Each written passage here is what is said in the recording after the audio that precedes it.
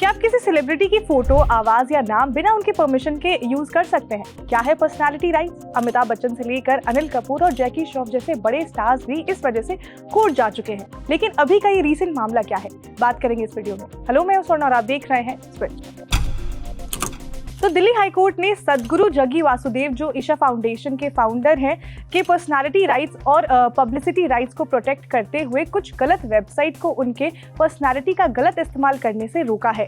तो ये websites artificial intelligence यानी कि एआई का इस्तेमाल करके उनकी इमेज, आवाज और जो वीडियोस है उनको बदलकर अपना फायदा उठा रही थी। लेकिन यहाँ पर एक टर्म जो है वो बार बार यूज हो रहा है, पर्सनालिटी राइट्स। तो पर्सनालिटी राइट होता क्या है? तो पर्सनालिटी राइट और जो ये पब्लिसिटी राइट्स है, इनके बारे में ही हम बात करेंगे इस वीडियो में डिटेल में। तो समझते हैं कि पर्सनालिटी राइट्स होता क्या है और ये किसे प्रोटेक्ट करता है। तो ये अधिकार किसी इंडिविजुअल के नाम, इमेज, वॉइस और उसके खास तौर तरीके को सुरक्षित रखता है। मतलब ये कि बिना उस व्यक्ति की परमिशन के कोई भी दूसरा व्यक्ति उनके फोटो, आवाज या पर्सनालिटी का इस्तेमाल जो है वो नहीं कर सकता है। खास करके सेलिब्रिटीज के साथ ये प्रॉब्लम ज़्यादा होती है, क्योंकि उनके नाम और जो आवाज़ का इस्तेमाल अक्सर एड और कमर्शियल यूज़ के लिए, प्रमोशनल कामों के लिए इस्तेमाल किया जाता है। तो ऐसा ना हो सके, इसी के लिए जो है ये राइट बनाया गया है। आज के दौर में तो एआई ने इसे और भी ज़्यादा कॉम्प्लिकेटेड बना दिया है। हम सब ने सुना कि कैसे एआई की मदद से सेलिब्रिटीज़ के डीप फेक वीडियोज़ बनाकर उन्हें झूठी और नकली सिचुएशन में दिखाया जाता है, जो उनकी इमेज और जो उनकी रेपुटेशन है उसको नुकसान पहुंचा सकता है। पर्सनालिटी राइट्स के दो एस्पेक्ट होते हैं, एक तो राइट टू प्राइवेसी और दूसरा right to publicity. Right to publicity का मतलब ये है कि आप किसी भी व्यक्ति की इमेज या पर्सनालिटी का इस्तेमाल बिना उनके परमिशन के अपने बिजनेस या कमर्शियल यूज के लिए नहीं कर सकते हैं। जैसे मान लीजिए कि किसी सेलिब्रिटी की फोटो या नाम लेकर आप अपने प्रोडक्ट या एड्स में इस्तेमाल उनका नहीं कर सकते। जैसे हम रास्ते में भी देखते हैं कि कई दुकानों पर सेलिब्रिटीज़ की फ़ोटोज़ होती हैं, तो अगर वो सेलिब्रिटी चाहे तो उस पर ऑब्जेक्शन उठा सकते हैं।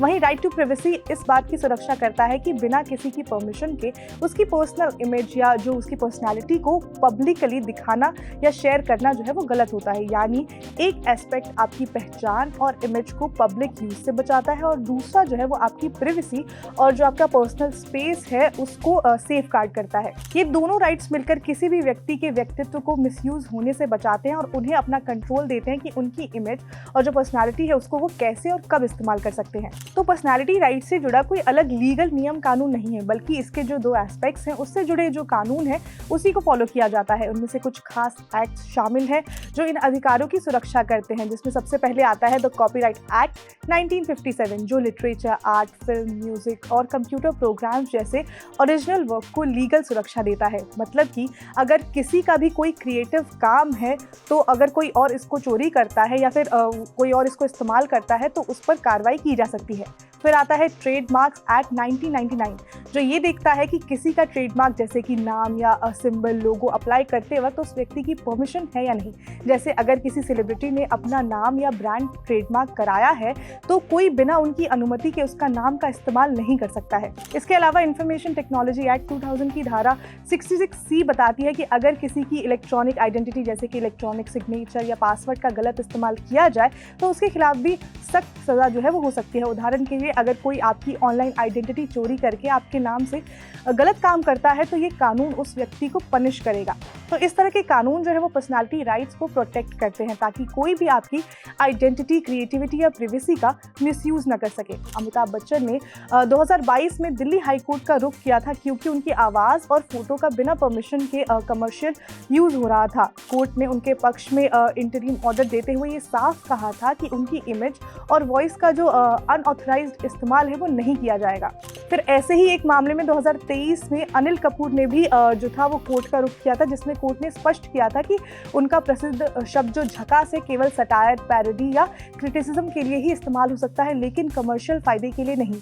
ये एक तरह का जो है प्रोटेक्शन है जो उनकी पर्सनालिटी को मिसयूज से बचाता है। ऐसे ही 2024 में जैकी श्रॉफ ने भी कोर्ट का दरवाजा खटखटाया था, जब उनकी आइकॉनिक पर्सनालिटी से जुड़ा शब्द भिड़ू बिना उनकी अनुमति के इस्तेमाल किया गया था। कोर्ट ने जैकी श्रॉफ का समर्थन करते हुए कहा कि किसी भी सेलिब्रिटी की जो क्रिएटिव आइडेंटिटी है, क्रिएटिव लाइन्स है, उसका अधिकार होता है और उससे बिना पूछे उसका इस्तेमाल नहीं किया जा सकता है।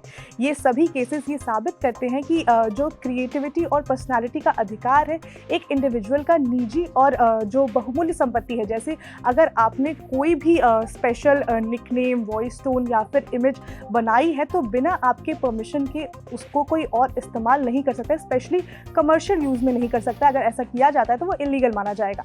ये कानून सेलिब्रिटीज़ ही नहीं, आम लोगों के लिए भी प्राइवेसी और राइट्स की सुरक्षा करते हैं ताकि कोई भी उनकी पहचान का गलत फ़ायदा न उठा सके।